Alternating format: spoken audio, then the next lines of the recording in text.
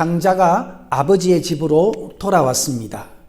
그 집에는 자기를 끊임없이 기다리는 은혜의 아버지, 사랑의 아버지가 기다리고 있었습니다. 그 아버지는 돌아온 탕자를 다시 아들의 본분의 신분으로 회복시켜 주었습니다. 그렇다면 이 아들은 이제 어떤 삶을 살아야 합니까? 이전과 같이 방탕한 삶을 사는 것이 아니라 아버지의 집에서 아버지가 기뻐하는 합당한 삶을 구체적으로 살아가야 하는 것입니다.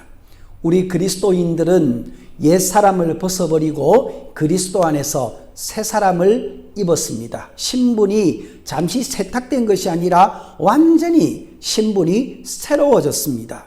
새로운 피조물이 된 거죠.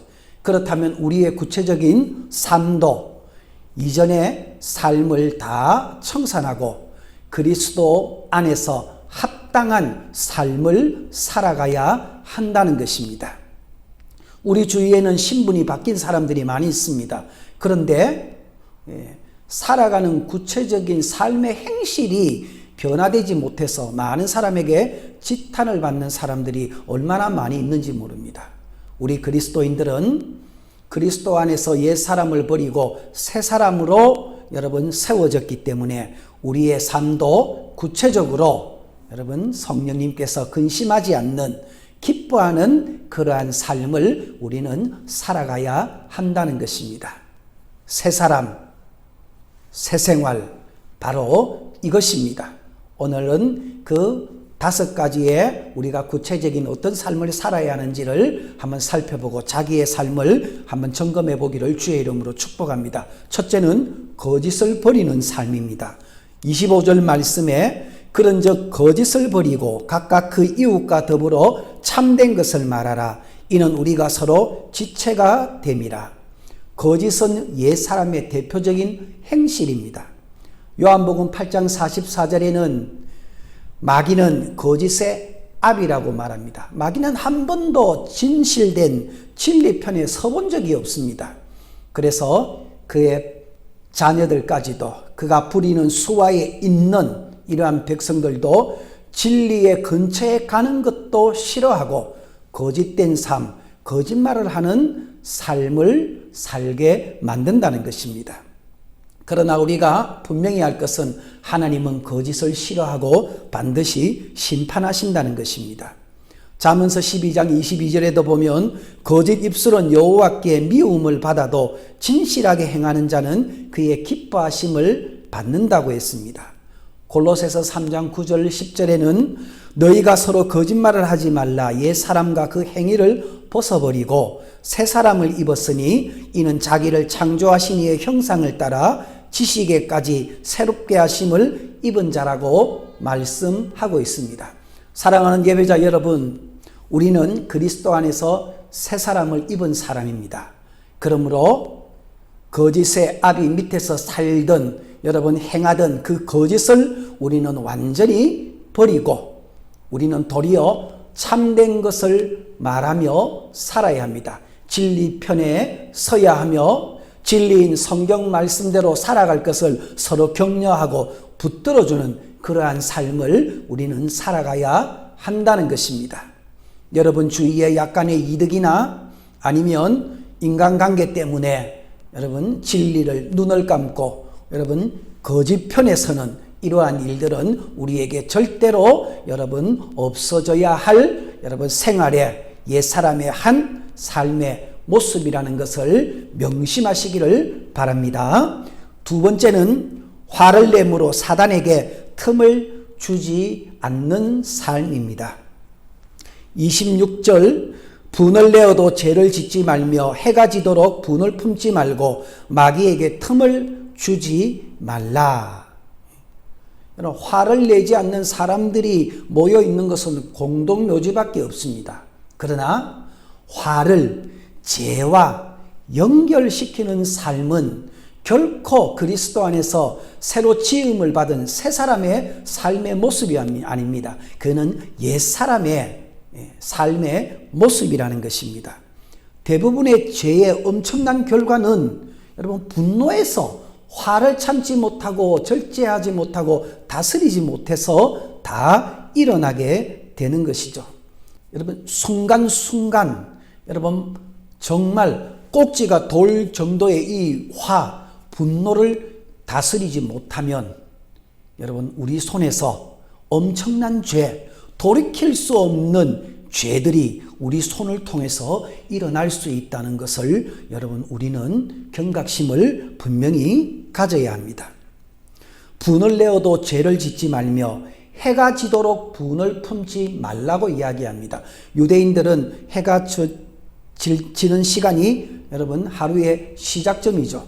이것은 여러분 억울하고 화나는 일이 있더라도 새롭게 하루를 출발하는 그 이전까지 다 풀라라는 말씀입니다. 왜 그렇습니까? 분을 풀지 않고 씩씩거리며 하루를 시작하게 되면 그날 우리를 향한 하나님의 좋은 기회의 모든 것들을 다 날려버리는 여러분 이런 날이 되기 때문에 그렇습니다. 오히려 그날은 사단이 틈을 보고 찾아와서 사단이 역사하는 날이 되어버리기 때문에 그런 것입니다. 하나님이 역사하는 날, 하나님이 축복하는 날, 하나님이 앞길을 열어주는 날, 하나님이 나를 통해서 모든 사람들과 함께 웃는 날이 되어야 하는데 그 화를 풀지 못하고 그 화를 품고 씩씩거리는 그 틈을 통해서 마귀가 들어와서 오히려 내 영혼과 다른 사람의 영혼을 파괴하는 날로, 오히려 앞길이 막히는 날로, 원수가 생기는 날로 만들어 버리기 때문에 우리는 여러분 화를 죄와 연결시키지 말아야 하고 하루를 시작하기 전에 여러분 우리는 기도로서 성령 안에서 그 화를 온전히 풀고 하루를 시작하는 우리 모두가 되기를 주의 이름으로 간절히 축복합니다. 성령님께서 날마다 우리에게 온유함을 주시고 관용함을 허락해 주셔서 여러분 화를 성령의 능력 가운데서 잘 다스리며 여러분 이겨나갈 수 있는 우리 모두가 되기를 다시 한번 주의 이름으로 간절히 축복합니다. 세 번째는 도둑질하지 않는 삶에서 선한 일을 적극적으로 행하는 삶입니다. 28절에 도둑질하는 자는 다시 도둑질하지 말고 돌이켜 가난한 자에게 구제할 수 있도록 자기 손으로 수고하여 선한 일을 하라고 했습니다. 기억하십니까? 10계명 중 제8계명이 무엇입니까? 도둑질하지 말라라는 것입니다. 성경에는 여러분 도둑질이 여러분 하나님이 싫어하시고 도둑질한 자는 반드시 자기 것의 몇 배나 여러분 갚아야 하고 여러분 도둑질은 마침내 자기의 영혼까지 망하게 한다는 것을 분명히 우리에게 말씀을 하고 있습니다. 저 마귀는 하나님의 보좌를 훔치려고 했죠. 하나님께 돌아가는 영광을 지금도 가운데서 훔치고 도둑질하고 있습니다.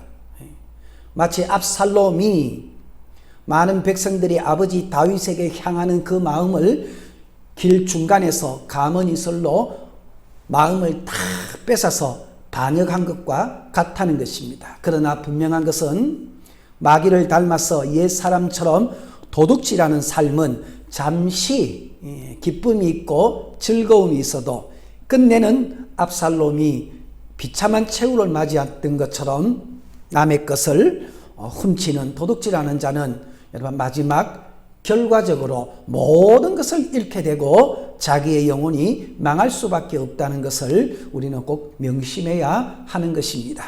여러분 자족하는 마음을 기르십시오. 그리고 남의 것을 절대로 탐해서 내 주머니로 넣는 도둑질은 우리는 새 사람으로서 절대로 금해야 할 생활 양식 중에 하나입니다. 그러면 어떤 사람은 그러겠죠. 나는 도둑질 한 적이 없는데요. 여러분 이건 수동적인 거죠. 여기에 기준을 맞추면 우리는 새 사람에 합당한 삶으로 온전히 나갈 수 없습니다. 하지 말라는 것에 기준을 삼지 말고 하라는 것에 기준을 맞추면 우리는 그리스도 안에서 옛사람을 벗어버리고 새 사람으로 살아가는 그 합당한 삶이 우리는 드러나게 되는 것입니다. 돌이켜 가난한 자에게 구제할 수 있도록 자기 손으로 수고하여 선한 일을 하라고 합니다. 도둑질 하지 않는 것, 왜? 그거 당연한 거죠. 그런데 돌이켜서 부지런히 자기 손으로 일한 것들을 가지고 가난한 자들을 위해서 베풀 수 있는 그러한 선한 일을 너희는 적극적으로 행하는 것이 바로 그리스도 안에서 새 사람을 입은 자의 삶의 양식이라고 말씀을 하고 있는 것입니다. 사랑하는 예배자 여러분, 남의 마음, 남의 시간, 남의 물질, 그것을 여러분 훔치는 사람이 아니라 거듭난 새 사람으로서 오히려 내가 수고하고 내가 뿌린 그 소득을 가지고 그 모든 은사를 가지고 달란트를 가지고 오히려 가난하고 필요한 자들을 위해서 아낌없이 내어주는 선한 일을 하는 그러한 삶을 살아가기를 축복합니다. 하나님이 반드시 갚아주시고 하나님께서 형통케 하여 주실 것입니다. 네 번째, 악한 말을 버려야 합니다. 29절에 무릇 더러운 말은 너희 입 밖에도 내지 말고 오직 덕을 세우는 데 소용되는 대로 선한 말을 하여 듣는 자들에게 은혜를 끼치게 하라고 말합니다. 여러분, 삶의 행복과 불행의 대부분 90% 이상이 언어에서 말을 통해서 시작된다는 것입니다. 무릇 더러운 말은 너희 입 밖에도 내지 말고, 더러운 말은 어떤 말입니까? 남을 해치거나 비난하거나 깎아내리는 말입니다. 더러운 말은 어떤 말입니까? 자신과 남의 영혼을 더럽히는 말이죠. 희롱하고 음란적인 이러한 말들은 여러분 나와 다른 사람들의 영혼을 오염시키는 말입니다. 더러운 말은 어떤 말입니까? 공격적이고 파괴적인 거짓 증거하는 말이 더러운 말입니다. 여러분, 사람이 그 사람이 변했다라는 것은 언어가 변화되었다라는 말이기도 합니다. 모처럼 만났는데 많은 게 변화됐어요. 직장도 변화됐고 옷도 변화되었습니다. 그러나 1시간 커피를 마시며 이야기를 하는데 그 입에서 나오는 언어가 이전에 그 하던 그 모습 그대로 나온다면 우리는 돌아서면서 말할 겁니다. 변하기는 뭐가 변해? 그러나 여러분, 1시간 동안의 깊은 대화를 하는데 그 언어에서 정말 변화된 삶의 이러한 모습들을 우리가 듣게 되면 야, 그 사람 정말 변화되었구나 라고 인정을 해 주는 것입니다. 사랑하는 예배자 여러분, 우리의 언어를 여러분 올해는 꼭 점검을 해 봅시다. 무릇 더러운 말은 입 밖에도 내지 말고 오히려 덕을 세우는 데 소용되는 대로 기회가 있으면 덕을 세우는 말, 선한 말을 해서 듣는 사람들에게 정말 은혜를 끼치는 이러한 한 해가 되기를 주의 이름으로 간절히 축복합니다. 여러분, 사람을 이 인품이라는 게 있지 않습니까? 야, 저 사람 인품 되었다 안 되었다. 근데 그 품자가 입구자 3개 아닙니까? 말이 쌓이고 쌓이고 쌓이면 여러분 그게 하나의 사람의 여러분 인품이 되는 거죠. 그리고 사람에게는 또 향이 있습니다. 인향이라는 게 있거든요. 야, 저 사람에게 아름다운 향기가 난다. 어떤 향수를 뿌려서 그런 것이 아니라 대화를 해보면 그 대화가 따뜻하고 여러분 소망을 품고 믿음적인 말을 하면 우리는 야, 그 사람에게 참 아름다운 향기가 난다라고 그렇게 말합니다. 사랑하는 예배자 여러분, 여러분이 만나는 사람마다 여러분의 언어를 통해서 덕스러운 말, 기회가 되면 그 사람에게 유익이 되고 덕을 끼치는 은혜스러운 말을 많이 해서 가는 곳곳마다 말하는 곳곳마다 아름다운 향기를 퍼뜨리는 여러분이 되기를 주의 이름으로 간절히 축복합니다. 5번째, 서로 용서하는 삶입니다. 32절에 서로 친절하게 하며 불쌍히 여기며 서로 용서하기를 하나님이 그리스도 안에서 너희를 용서하심 같이 하라. 용서란 단어는 여러분 은혜라는 단어와 여러분 비슷합니다. 요즘 나는 남에게 은혜를 베풉니다. 그러한 삶을 삽니다. 라는 것은 요즘 나는 남에게 늘 용서하며 자비를 베푸는 삶을 삽니다. 라는 말과 똑같습니다. 성경에 보면 어떤 주인에게 1만 달란트, 일평생 여러분 갚을 수 없는 큰 빚을 진 사람이 있었습니다. 그런데 그 사람에게 주인이 조건 하나도 따지지 않고 모든 것을 탕감해 주었습니다. 돌아가는 이 사람 얼마나 기뻤겠습니까? 얼마나 발걸음이 가볍고 무거운 짐을 내려놓아서 아마 가면서 찬송가를 불렀을 것입니다. 그리고 나를 아무 조건 없이 탕감해 준 그 주인의 은혜에 대해서 늘 감사하는 마음을 가졌을 것입니다. 그러나 집으로 가는 길에 자기에게 100데나리온 빚진 자를 만났습니다. 그런데 이 사람이 순간 그 사람의 멱살을 잡고 흔드는 것이죠. 이놈아 빨리 내 돈 갚아라. 안 그러면 널 옥에 쳐넣을 거다. 여러분 이 모습을 보던 1만 달란트 탕감해 준 그 주인이 볼 때 마음이 어떻겠습니까? 내가 감당할 수 없는 엄청난 빚을 내가 조건 없이 탕감해 주고 용서해 주고 긍휼을 베풀어 주었는데 지는 정작 자기의 삶에서 얼마 안 되는 것 용서하지 못하고 오히려 심판자의 자리에 앉아서 살아가는 그 모습을 보면 아마 그 주인이 여러분 대노할 것입니다. 우리의 삶은 여러분 절대 이러한 삶이 되어서는 안 됩니다. 새 사람이 된 것, 우리는 여러분 억만금으로도 갚을 수 없는 이 죄악을 예수 그리스도께서 다 사해 주시고 용서해 주시고 오늘도 긍휼과 사랑과 자비로 우리를 용서하여 주시는 그 주님의 은혜를 결코 잊어서는 안 됩니다.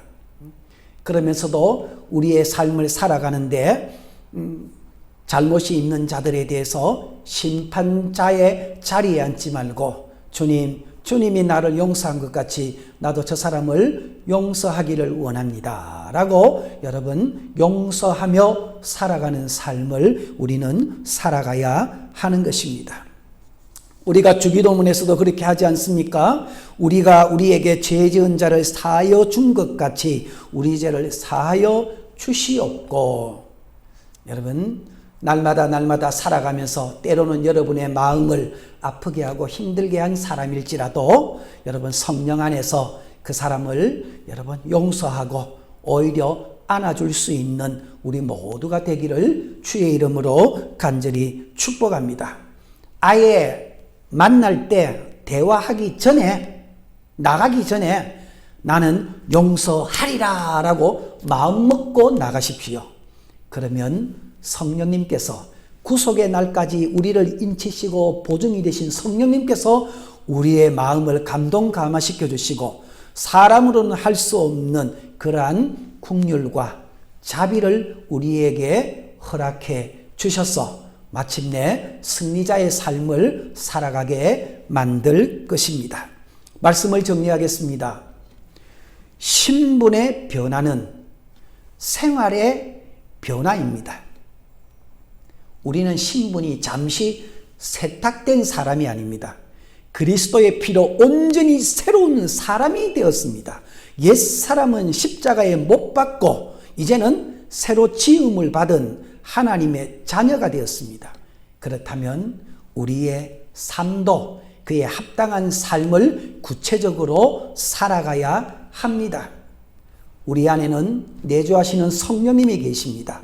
그 성령님께서 우리의 모든 삶의 구체적인 이러한 규범들을 친히 감당할 수 있도록 위로하시고 힘을 주시고 독려해 주심을 꼭 기억하고 올해는 그리스도 안에서 새 사람이 되었으니 여러분 거기에 맞는 새로운 합당한 삶을 구체적으로 살아가서 삶으로 하나님께 영광 돌리는 우리 비전 성명교회 가족들이 되기를 주의 이름으로 간절히 축복합니다. 아멘.